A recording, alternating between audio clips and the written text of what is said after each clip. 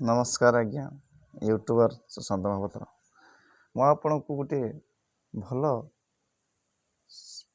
उचित शिक्षा कथा कहबी सत कथाटे कहबी आज्ञा मु जिते स्कूल पढ़ुली से प्राय मत चतुर्थ क्लास रे पढ़ुली से आमर दुईज सांग से सांग दुईज कौन करते आम से आम समस्त को बुद्धि ही नाला गोटे सांग दीटा जंदा को ए गुड़र जंदा को बांधी से गुड़र जंदा को बांधी ये दीटा जंदा जाक बांधी एकाठी करी खेलुला से सार को नजर पड़ जाइथिला।